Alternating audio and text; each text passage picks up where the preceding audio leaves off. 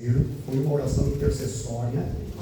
Intercedemos pela nossa família, pela nossa casa, né? Por aqueles que estão distantes. Mas eu quero nesta noite também orar por você, porque todos nós temos necessidades, sejam elas espirituais, físicas, financeiras, emocionais, enfim. E nós estamos diante de um Deus que, como diz a palavra de Deus, porventura há alguma coisa demasiadamente difícil para Deus? Não, para Deus não há nada difícil, não há nada impossível, não há nada difícil. Então Deus tem poder para suprir a sua vida. Amém? Glória a Deus. Nós vamos meditar bem breve no Salmo 115 e eu vou ler apenas até o versículo 8.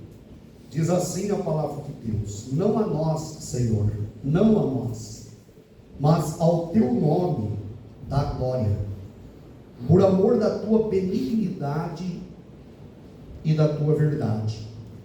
Porque dirão as nações: onde está o seu Deus? Mas o nosso Deus está nos céus e faz tudo o que lhe apraz. Os ídolos deles são prata e ouro, obra das mãos dos homens. Tem boca, mas não falam. Tem olhos, mas não veem. Tem ouvidos, mas não ouvem. Nariz tem, mas não cheiram. Tem mãos, mas não apalpam. Tem pés, mas não andam. Nem som algum sai da sua garganta. Tornem-se semelhantes a eles os que os fazem, e todos os que neles confiam. Amém? Amém. Diga comigo: Senhor Jesus, Senhor Jesus, eu quero ouvir a tua voz, a voz do bom pastor, me alimentando através deste texto. Fale comigo, ó Deus. Estou pronto a ouvir e a obedecer e a praticar aquilo que o Senhor instruirá a minha alma, o meu espírito, a minha mente. Fale comigo, ó Deus, em nome de Jesus. E assim seja. Amém. Amém. Pode se sentar, irmãos. Irmãos, a mensagem será bem breve mesmo, porque eu quero orar pela vida de cada um dos irmãos. E eu quero às quintas-feiras dar assim uma dinâmica mais evangelística assim, de oração pela vida, por milagres, por prodígios, porque assim eu creio desta forma. Não há como ler o livro de Atos dos Apóstolos sem crer que o Espírito Santo agia, né? Atos dos Apóstolos, que muitos chamam de Atos do Espírito Santo. Então Deus ainda opera milagres, prodígios e maravilhas mediante a nossa fé, a nossa confiança. Mas rapidamente nós vamos entrar nesse salmo aqui, pelo menos uma introdução dele. Irmãos, nesse contexto, nesse salmo aqui, o contexto histórico era que o povo de Israel, o povo estava de volta da Babilônia. O povo tinha ficado lá durante 70 anos no cativeiro, e agora o povo estava regressando para a terra. E nós sabemos que, no que diz respeito à idolatria, o cativeiro babilônico resolveu definitivamente Israel. Se nós olharmos a história de Israel, os altos e baixos, principalmente a idolatria que crescava em todas as direções, né? Foi inclusive a causa deles serem levados, a principal causa, não a única, mas a principal causa deles serem levados cativos, foi por conta da idolatria, pecado, das afrontas a Deus. Mas a verdade é que quando o povo volta da Babilônia, a doença maldita, terrível, chamada idolatria, havia sido banida. Aquele povo realmente foi curado disso. E agora esse povo estava de volta ali. O cativeiro curou definitivamente a questão idolátrica em Israel. E glória a Deus por isso, porque a idolatria, ela é uma das principais desgraças da humanidade. Quando a pessoa invoca, crê e devota a vida e adoração a outras divindades. Divindades que são, na verdade, criações das suas mentes carnais. São divindades criadas pelo homem. O homem criou essas divindades e o homem adorou essas divindades. E Deus queria que Israel fosse exatamente o contrário de tudo aquilo, porque o povo naquela época, na antiguidade, o povo andava em trevas. Quando Jesus se manifesta, diz a palavra que o povo que andava em trevas viu uma grande luz. A escuridão do Antigo Testamento, a escuridão da humanidade, era uma escuridão quase palpável. Era assim algo notório, a escuridão espiritual que pairava sobre todo o povo. Só que agora eles voltam de lá, da Babilônia, e nesse momento aqui eles eram pobres, e eles eram poucos, pobres e poucos, porque muitos deles fizeram a vida na Babilônia e não quiseram voltar, se engrandeceram na Babilônia, né? Se projetaram na Babilônia e não quiseram voltar. Mas eles eram pobres, poucos, e eles estavam sendo escarnecidos. Eles eram objetos de escárnio. E esse objeto de escárnio se vê na pergunta que as nações faziam: onde está o teu Deus? Porque dirão as nações: onde está o teu Deus? E esses judeus, esses servos de Deus, o salmista começa: não a nós, Senhor, não a nós, mas ao teu nome devemos dar glória, ao teu nome, né? Por amor da tua benignidade e da tua verdade. Porque dirão as nações: onde está o teu Deus? Interessante, irmãos, que a nação de Israel é a única nação cujo Deus é invisível. Amém? Glória a Deus. Até porque Deus condenava e condena fazer qualquer imagem de escultura. Não farás para ti imagem de escultura, nem semelhança alguma do que há nos céus, na terra, enfim. A palavra de Deus condena. E os deuses das nações eram deuses palpáveis, eram deuses visíveis, eram deuses carregáveis, eram deuses servidos, porque eles eram servidos pelas mãos dos homens, eram deuses criados por eles, feitos por eles. E havia um povo que tinha um Deus que eles não viam. Onde está o teu Deus? Onde está o teu Deus? E esse povo, irmãos, que volta da Babilônia, um povo pobre, fraco ainda em número, quantidade pequena, objeto de escárnio, de perguntas zombeteiras: onde está o teu Deus? Mas esse povo está aqui, o salmista está orando, e ele está dizendo: Deus, não a nós não precisamos de glória, mas ao teu nome. O teu nome precisa ser glorificado, exaltado e bendito. Glória a Deus. Eles podem até perguntar: onde está o teu Deus? Mas o teu nome deve ser glorificado, deve ser exaltado e deve ser bendito. Muitas vezes, irmãos, o crente passa por situações que as pessoas em redor perguntam: mas você não é servo de Deus? Onde está o teu Deus? Onde está a tua fé? E nesse momento o salmista, ele fala com Deus, não a nós, porque ele está falando com Deus, não a nós, Senhor, não a nós. Ele está orando. A oração, irmãos, ela é o refúgio, e ela é também o conforto na tribulação. Quando a pessoa está passando por algum escárnio, quando a pessoa está passando por uma situação adversa, quando a pessoa está passando por um momento de escárnio ou qualquer outra adversidade, ela pode e ela deve se refugiar em Deus, em oração. E a oração é que é esse refúgio. Quando ela se coloca diante de Deus e diz: Deus, não a nós, eu não preciso, conforme diz o cântico, eu não preciso ser reconhecido por ninguém. Aleluia. A minha glória é que te conheçam a ti, que conheçam a ti, somente a ti.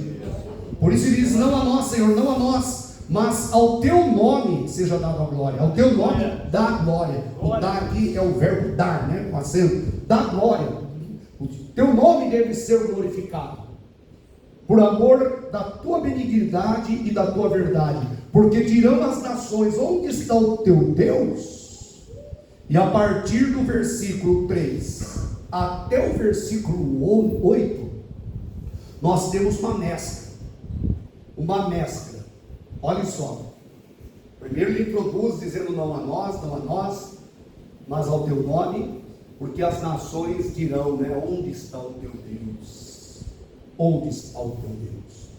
A partir do capítulo versículo 3 até o versículo 8, há uma mistura, uma mescla de confiança e ao mesmo tempo de desprezo. O salmista vai mostrar uma absoluta confiança em Deus e ao mesmo tempo ele vai desprezar os ídolos, ele vai zombar dos ídolos. A palavra de Deus é bem clara, irmãos, que ninguém pode agradar a Deus senão aborrecer o mal. E ele começa a dizer assim: olha, mas o nosso Deus está nos céus. Ele engrandece a Deus, amém? O nosso Deus está nos céus e ele faz tudo o que lhe apraz, tudo o que lhe agrada, tudo o que é da vontade dele, ele faz, amém? Nosso Deus não é carregável, nosso Deus não é palpável, nosso Deus não é servido. Nosso Deus, ele está nos céus e ele faz tudo o que lhe apraz, mostrando absoluta confiança no Deus Todo-Poderoso. Assim nós devemos também, nos momentos de luta, nos momentos de dificuldades, devemos levantar as mãos e dizer: olha, eu estou passando por uma crise, estou passando por uma situação, estou passando por uma adversidade, porém o meu Deus está nos céus. Aleluia. Cujo trono é inabalável. Os reinos se moveram, diz a palavra de Deus. Os povos se embraveceram, os reinos se moveram. Ele levantou a sua voz e a terra se derreteu. O Senhor dos exércitos está conosco. O Deus de Jacó é o nosso refúgio. Irmãos, tudo aqui pode abalar, mas o trono de Deus não é abalável. O trono de Deus é inabalável. Os céus e a terra serão feitos novamente. Aquilo que existe hoje será removido para que seja feito novo. Mas o trono de Deus não será feito de novo. O trono de Deus é de eternidade a eternidade. E onde fica esse trono? Fica acima de tudo que nós imaginamos. No Altíssimo. O Altíssimo é a sua habitação, diz o salmista no Salmo 91. Aleluia. É esse Deus que nós servimos, é esse Deus que nós conhecemos, é esse Deus que nós adoramos, é esse Deus que se assenta no mais alto sublime. Então há uma mescla a partir do versículo 3 até o versículo 8. Eu estou sendo bem rápido na minha fala, que eu quero orar com os irmãos, por isso que eu li só até o versículo 8, mas o Salmo tem 18 versículos, 10 deles não dará para abordar com detalhes, mas a verdade é que é uma mescla. Ele primeiramente confia em Deus e depois ele começa a desprezar. E ele diz: mas os ídolos deles são prata e ouro, obra de mãos de homens.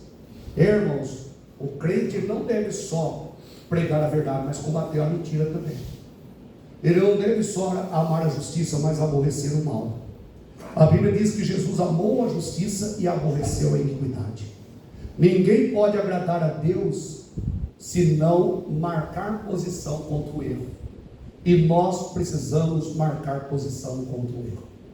A igreja primitiva, eu sei que eu estou fazendo uma digressão, estou no bom sentido, estou viajando um pouquinho agora, mas a igreja primitiva, ela não foi perseguida pelo fato só de pregar Jesus Cristo, mas pregar que Ele era o único Senhor, e que Ele era o único caminho.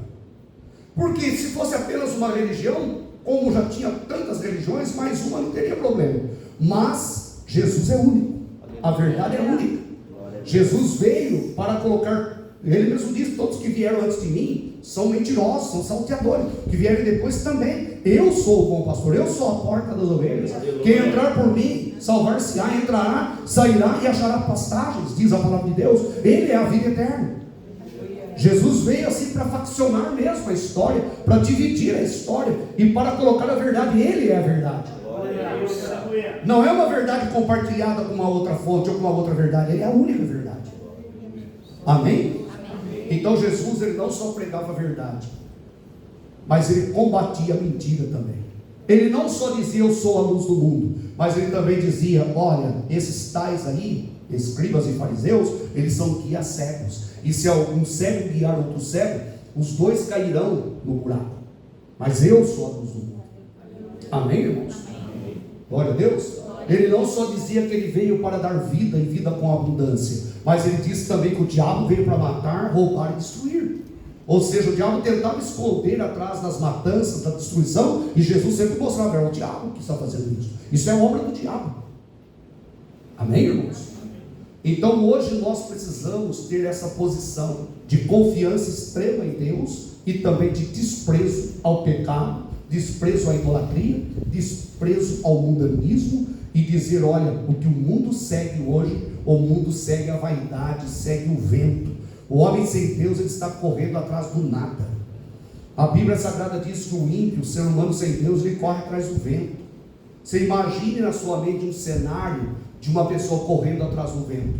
A pessoa percebe que o vento está indo para lá, porque as árvores estão apontando o caminho, e é perceptível que o vento está indo para lá, e a pessoa começa a correr atrás dele. Assim é a vida do homem sem Deus. O homem sem Deus, ele corre atrás do nada. Agora, quando nós trilhamos o caminho de Deus, nós trilhamos o caminho da eternidade. Sonda-me, Senhor, vê se há em mim algum caminho mau e guia-me pelo caminho eterno. O salmista, no Salmo 139, ele almejava ser guiado pelo caminho eterno. E glória a Deus, e o caminho eterno tem nome. O caminho eterno é Jesus Cristo, o Rei da glória, o Senhor Todo-Poderoso, o Deus vivo, o Deus santo e o Deus verdadeiro. E sabe quem te colocou nesse caminho? Foi o Espírito Santo. Foi Ele que inseriu você no Calvário, na cruz de Cristo. Está na cruz de Cristo, aleluia. Glória a Deus por isso. E ele começa a dizer assim, né? Ele vai desprezando todos os ídolos, falando que eles têm boca, mas não falam, têm olhos, mas não veem, têm ouvidos, mas não ouvem, têm nariz, mas não cheiram, têm mãos, mas não apalpam, têm pés, mas não andam, nem som algum sai da sua garganta. E por fim ele diz o seguinte: tornem-se semelhantes a eles aqueles que os fazem, e todos aqueles que neles confiam. Sabia que o adorador, ele se torna semelhante ao objeto adorado. Então, se eles adoravam o ídolo, eles ficavam mortos espiritualmente. A pessoa que adora ídolo, ela é uma pessoa morta. Ela tem olhos, mas não vê as coisas de Deus. Ela tem ouvidos, mas ela não ouve Deus. Ela tem mãos, mas não apalpam as bênçãos de Deus. Ela tem pés, mas não andam na presença de Deus. Porque ela se torna, o versículo 8 é a sentença divina. É Deus sentenciando o idólatra a se tornar igual ao seu ídolo. Levando isso para o lado espiritual, irmãos, para nós sermos semelhantes a Cristo, devemos adorá-lo. Aleluia. Amém? Amém? Porque o nosso Cristo não é vivo? Amém. Quando nós o adoramos, nós recebemos vida. Aleluia. Ele não é santo? Quando nós o adoramos, nós somos santificados. Aleluia. Ele é puro? Quando nós o adoramos, nós vamos nos purificando. A palavra de Deus diz que todos aqueles que têm nele essa esperança, né? A esperança da vida eterna, tudo, a si mesmo se purifica e o maligno não lhe toca. Você sabia que para nós sermos semelhantes a Cristo, nós devemos adorá-lo, glorificá-lo e exaltá-lo, e nós vamos nos conformando à sua imagem. Não estou falando de divindade, não entenda divindade, natureza divina é só dele, mas a palavra de Deus diz que nós somos participantes da sua divindade, da sua santidade, da sua glória, do seu poder. Não possuidores, mas nós desfrutamos dessa alegria maravilhosa. Quanto mais íntima a pessoa for de Cristo, mais parecida ela é com Cristo. Porque no caso aqui negativo e maligno, os idólatras se tornariam, por sentença divina, porque o salmista está sentenciando, tornem-se, ele não está dizendo tornarão, tornem-se, está sentenciando, jogando uma sentença sobre eles, tornem-se semelhantes a eles, aqueles que os fazem, e tantos quanto, e todos os que neles confiam, né?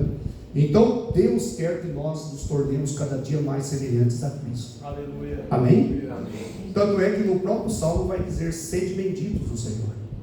Amém? Sede benditos. Quando nós adoramos aqui, são o quê? Tornem-se semelhantes a eles, mas nós somos desafiados a sermos benditos do Senhor. E eu vou terminar dizendo que a palavra de Deus mostra nesse salmo também, no versículo 9 até o 11, ele vai até o 18, cada parte dele é linda, né? E lembrando então, lá no início, que o povo volta da Babilônia nessa situação, amém? Volta um povo pobre ainda não muito grande, certo? Objeto de escárnio: onde está o teu Deus, onde está o teu Deus, né? Enfim, mas Deus está cuidando deles aqui nessa situação, amém? E Deus inclusive tem aqui no versículo 9, 10 e 11, tem uma tríplice tem uma tríplice exortação. Deus por 3 vezes ele exorta: confia, confia e confia. Ele diz assim: olha, confia, ó Israel, versículo 9. Versículo 10: confia, ó casa de Arão. Versículo 11: confiai no Senhor, vós os que o temeis. Deus por 3 vezes exorta a confiar. E por 3 vezes também Deus, ele abençoa aqui. Ele diz no versículo, diz a palavra do Senhor que abençoará a casa de Israel, abençoará a casa de Arão e abençoará também os que temem ao Senhor. Deus abençoará e abençoará, desde que nós confiemos e confiemos. Amém? Se nós confiarmos, Deus abençoará e abençoará. Amém? Há 3 vezes a exortação, o estímulo, né? O apelo para que o povo confiasse nele. É como se Deus está dizendo isso. Mas parafraseando aqui, olha, vocês podem ter vindo agora, ser pequeno número ainda, serem pobres, mas confia no Senhor, Ele é o vosso auxílio. Confia no Senhor, ó Israel, confia, ó casa de Arão, confia, vós os que temeis, confia, porque o Senhor abençoará, e diz mais: o Senhor abençoará tanto os grandes quanto os pequenos, o Senhor abençoará a vós e a vossos filhos. E daí Deus vai dizendo: sede benditos o Senhor que fez os céus e a terra. Ele fez os céus e a terra. E depois fala que os céus são os céus do Senhor, mas a terra deu a ele aos filhos dos homens, né? Isso é uma outra particularidade aqui, não vou entrar no detalhe, mas a verdade é que Deus quer que nós confiemos nele, que nós depositemos todo o nosso ser, toda a nossa confiança nele, porque ele vai abençoar e vai abençoar. Amém? E no momento da tribulação e da angústia, a oração é o refúgio. Amém, meus irmãos? Diga graças a Deus. Diga Deus seja louvado. Você quer tornar-se semelhante a Cristo? Aleluia. Amém? Cada dia mais? Nós somos semelhantes a Ele.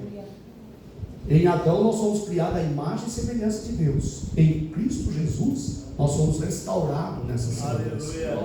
Amém? Nós somos restaurados. A Bíblia diz que nós somos feitura dele. Aleluia. Que nós somos feitura dele. Que nós somos criados, fomos feitos pela graça dele e pela misericórdia dele. Paulo diz que nós somos o que somos pela graça de Deus. Aleluia. Deus nos salvou. O idólatra, ele é morto. O idólatra, ele é cego. O idólatra, ele não anda nas coisas de Deus, ele não apalpa as coisas de Deus, ele não vê as coisas de Deus. Mas nós temos vistas para ver, nós temos mãos para palpar as bênçãos de Deus, amém? Nós temos pés para caminhar na presença de Deus, aleluia, e Ele nos adestra para isso. Ele faz os nossos pés como os pés da corça, né? Deus nos capacita e nos faz caminhar, e nós vamos avançando, até aquele dia clarear, até aquele dia bendito e glorioso, quando nós estaremos para sempre com o nosso Deus na eternidade. Diga graças a Deus. Diga Deus seja louvado. Levante as suas mãos e diga: Senhor Jesus, eu quero ser bendito do Senhor. Eu quero confiar e confiar, porque eu sei que o Senhor abençoará e abençoará. Obrigado, Senhor. Obrigado por esta palavra. Obrigado por esse ensinamento. Eu sairei daqui hoje com a minha fé alimentada, pois está escrito que a fé vem pelo ouvir e ouvir pela tua palavra. Obrigado, Senhor. Muito obrigado, ó Deus, por esta noite, por este momento diante de ti. Eu te agradeço de todo o meu coração. Amém, Jesus. Amém. Você orou com o seu coração, com a sua mente?